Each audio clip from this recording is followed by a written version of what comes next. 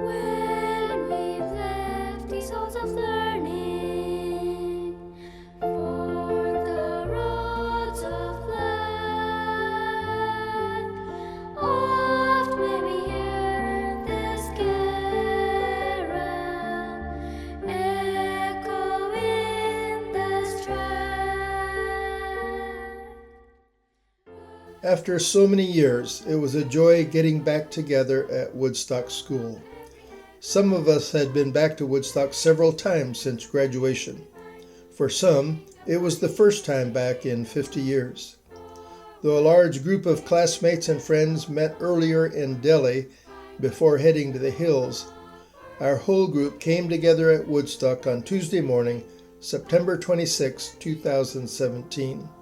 The sun was out, flowers were blooming, birds were busy, students were studying, and some lounging at the flagpole outside Parker Hall. The first order of business was the traditional must-do picture at the school gate. First, our whole group, which included spouses and some grandchildren, and then the members of the greatest class, the Zmbxans, the class of 1967. Much was the same as we toured campus that day, but there were striking changes and improvements. Parker Hall looked much the same. An acting class was loosening up inside.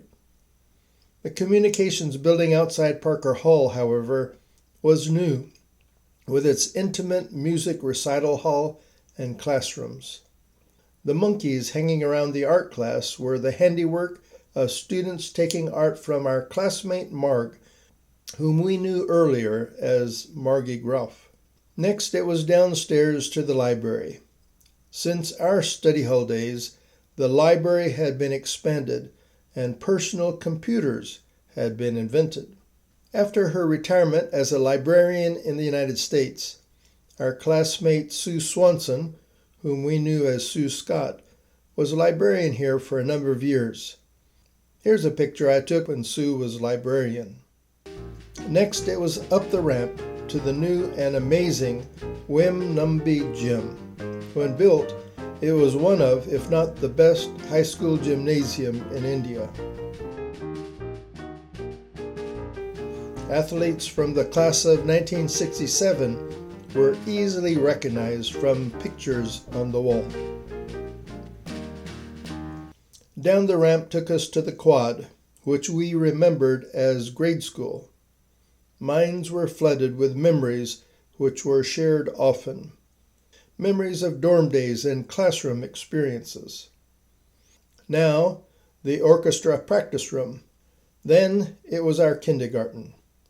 I remember playing in the sandbox in the far corner and lying down on my mat during nap time. The music room looked very different, with a wonderful addition in the curriculum of Indian instruments and music.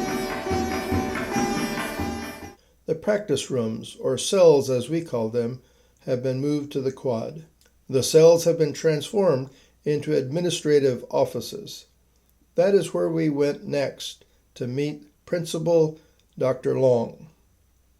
Another must for alumni is, of course, visiting the Alumni Office, where Monica Roberts was only too happy to welcome us back and to sell Tim Larson a Woodstock t-shirt. Before heading further down the hill, we stopped for lunch in the completely and recently remodeled dining room. Gone were the days with boys on one side and girls on the other side, with staff behind dividers off by themselves. Now, one and all eat together. Next, our tour took us down past Ridgewood and the new Alter Ridge to Midlands.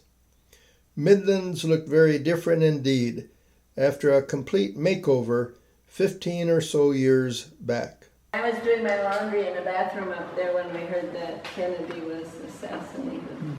Finally, we visited Hostel, which has also been remodeled.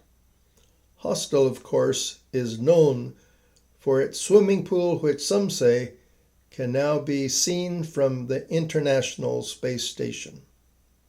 Earlier in the day, Amy Seefelt, daughter of classmate Ruth Seefelt, shared with us plans for the new and evolving Center for Imagination.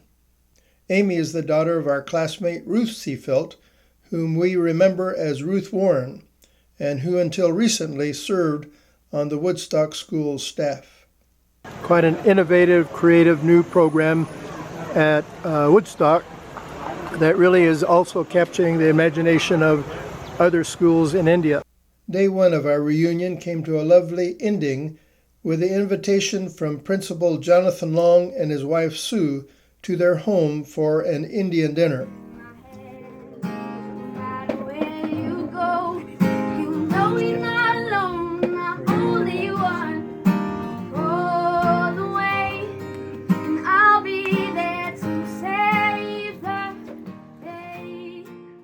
The warmth of the fire that evening seemed to reflect the warm reception we had experienced all day on campus as we celebrated our 50th year after leaving these hills we had grown to love. As I go hiking along, you hear me singing the song, the diary